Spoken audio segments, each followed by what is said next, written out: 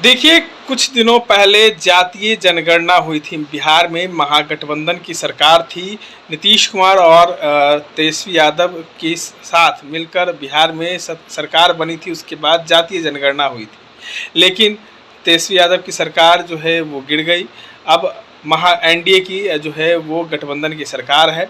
अब आज एक बड़ा फैसला पटना हाई कोर्ट का आया है। बता दें कि जिस तरीके से जातीय जनगणना हुई थी, उसके बाद बिहार विधानसभा में आरक्षण की सीमा 65% कर दी गई थी, लेकिन आज पटना हाई कोर्ट ने उसको रद्द कर दिया। इन तमाम मुद्दों पर चर्चा करने के लिए हमारे साथ पूर्व आईपीएस अमिताभ दास जी हैं।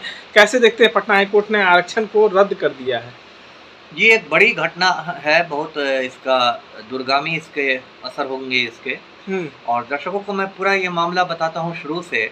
ये पिछले साल याद होगा कि बिहार सरकार ने जातीय जनगणना करवाई थी, है ना?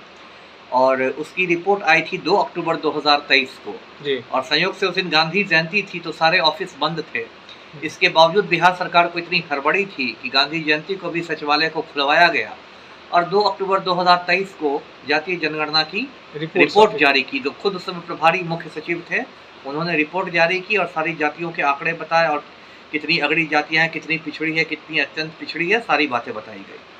उसके बाद उस समय बिहार में महागठबंधन की ही सरकार थी, मतलब नीतीश और तेजस्वी थे सरकार में। उसके बाद देखिए क्या हुआ, अगले महीने नवंबर में जातीय जनगणना के ही एक तरह से उसको आधार बनाकर बिहार सरकार ने आरक्षण की सीमा को बढ़ा दिया। जी। और जो आरक्षण होते हैं पिछड़ी जातियों के लिए, अनुसूचित जातियों के लिए, ये सब को बढ़ाकर 65% कर दिया गया। जी। है ना? और यदि उसमें एक और आप जानते हैं 10% आरक्षण सवर्णों को भी मिलता है, जो आर्थिक रूप से कमजोर सवर्ण है।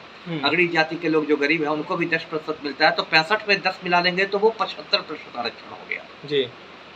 तो ये एक बड़ा कदम था और एक तरह से वो एक मत से पास हुआ, पक्ष विपक्ष सबने उसका स्वागत किया। जी, तो ये बात हुई। उसके बाद इसको पटना हाई कोर्ट में चुनौती दी गई थी। पटना हाई कोर्ट में चुनौती देके कहा गया था कि ये जो बिहार सरकार का कदम है ये गैर कानूनी, अवैध है।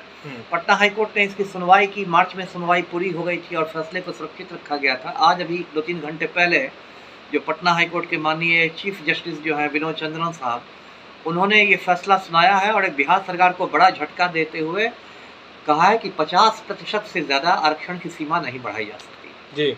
मैक्सिमम 50% रह सकता है और इसलिए आपने जो 65% कर दिया था पिछड़ी जाति और ये के लिए, वो अवैध है।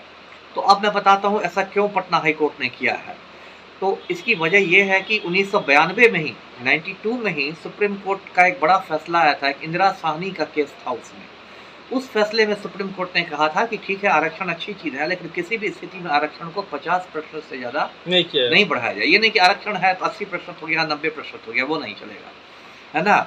उसके बाद ये एक तरह का मील का पत्थर हो गया था सुप्रीम कोर्ट का फैसला। आपको याद होगा कि इसलिए जब विश्वनाथ प्रताप सिंह ने मंडल आयोग को लागू किया था, है ना? और उसमें ये मतलब 27% आरक्षण दिया था, तो उस समय भी टोटल आरक्षण जो था वो 49.5% ही रहा था। सुप्रीम कोर्ट का फैसला उसके बाद आया है, लेकिन उसमें भी उसके बावजूद 50% से ज़्यादा आरक्षण बढ़ा नहीं था।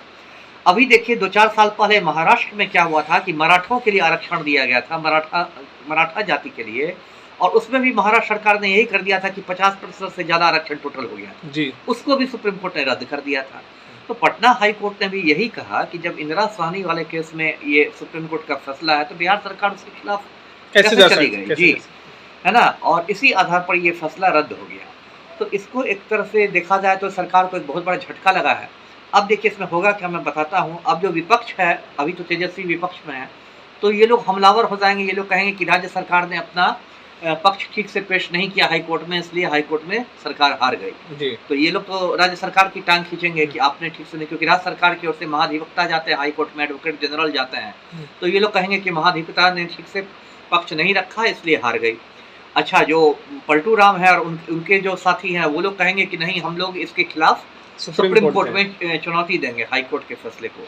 लेकिन जो मेरी कानूनी समझ है, मुझे लगता है कि सुप्रीम कोर्ट में भी सरकार जीतने वाली नहीं है। सुप्रीम कोर्ट भी इसी फैसले को, जो हाई कोर्ट ने फैसला दिया है, उसको वो कायम रखेगा, क्योंकि वो सुप्रीम कोर्ट के फैसले के ही आलोक में दिया गया है ना। 92 में जो फैसला हुआ था उसी के आलोक में दिया गया है। तो सुप्रीम कोर्ट से इनको राहत नहीं मिलने वाली है।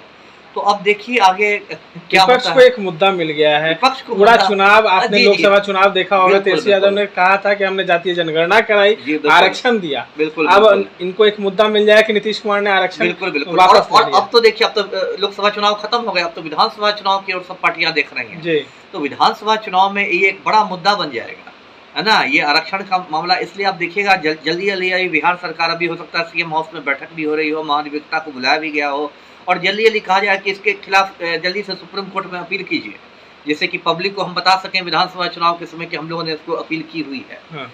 लेकिन जो भी हुई हो, सरकार की फजीहत तो हुई ही है, किरकिरी तो हुई ही है। चलिए, अब कहीं ना कहीं नीतीश कुमार और नीतीश सरकार की फजीहत पटना हाई कोर्ट ने कर दी है। आरक्षण को रद्द कर एक बड़ा मुद्दा जो है विपक्ष को मिल गया है। इन तमाम मुद्दों पे अपनी राय रख रहे थे पूर्व IPS अमिताभ दास। इन तरह के तमाम अपडेट्स के लिए बने रहे हमारे साथ।